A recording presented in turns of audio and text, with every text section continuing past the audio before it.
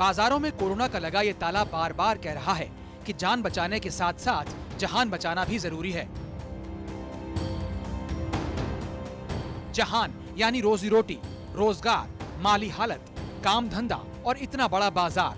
इसीलिए लॉकडाउन 1 के खत्म होते होते बाजार के खोलने की सुगबुगाहट तेज हो गई थी और अब इसकी मांग ज्यादा बढ़ गई है।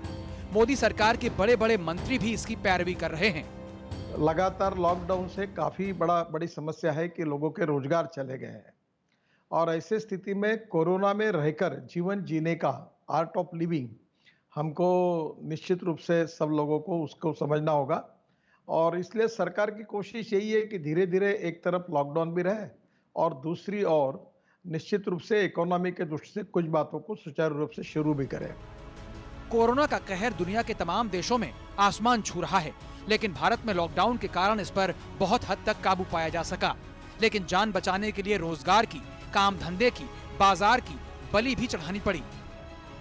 उसका नतीजा ये हुआ कि काम धाम ठप पड़ने से 2 लाख प्रवासी मजदूर अपने घर लौट चुके हैं और एक अनुमान के मुताबिक सिर्फ मजदूरों के पलायन से ही अर्थव्यवस्था को 3 लाख करोड़ से ज्यादा का नुकसान हो चुका है। अब कुछ शर्तों के साथ बाजार को खोलने की बात चल रही है। आप सिर्फ ये कहें कि सब चीज़ें एकदम खुल जानी चाहिए जिससे संक्रमण फैल जाए, वो भी गलत है।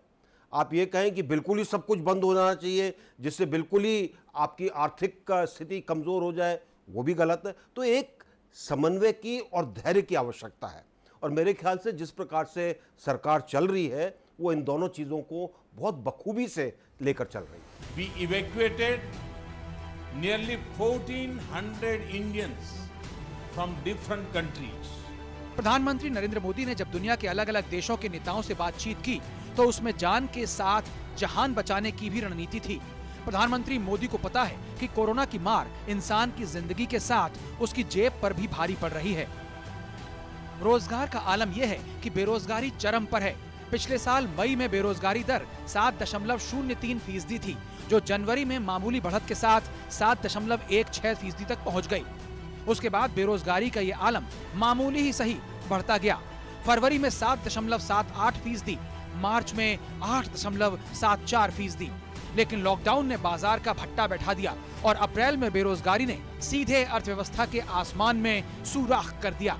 बेरोजगारी दर पहुंच गई 23.52%, जनवरी से 3 गुने से भी ज्यादा। इस बेरोजगारी का सीधा नाता ठप पड़ गई अर्थव्यवस्था से है। सड़कों पर मजदूरों का बढ़ता काफिला इस खौफनाक सच का आईना है। अभी क्या है, जो भी है, हम मान लीजिए परेशान थे तो निकल गए, अच्छा है, धीरे धीरे अपने घर पहुंच जाएंगे। मान लीजिए जो एक लॉकडाउन था उसमें पूरा खाना मिला आदमी को, जो मिला है।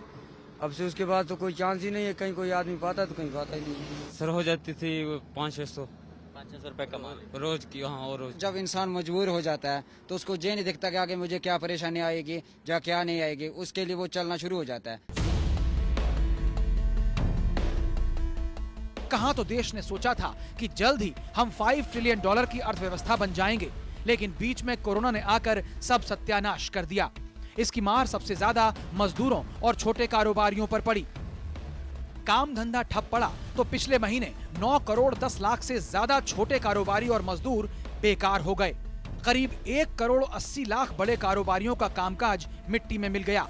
करीब 1 करोड़ 80 लाख ही नौकरी वाले बेरोजगार हो गए।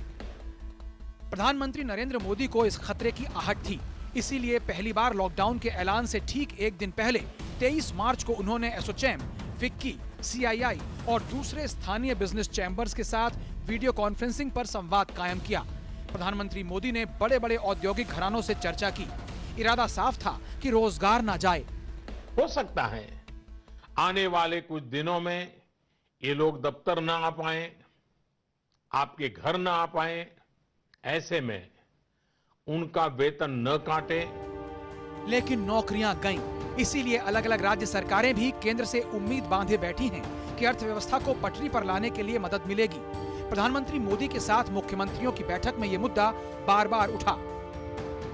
बस 6 दिन बाद लॉकडाउन 3 खत्म हो रहा है, इसलिए सवाल है कि क्या लॉकडाउन 4 होगा या हटेगा?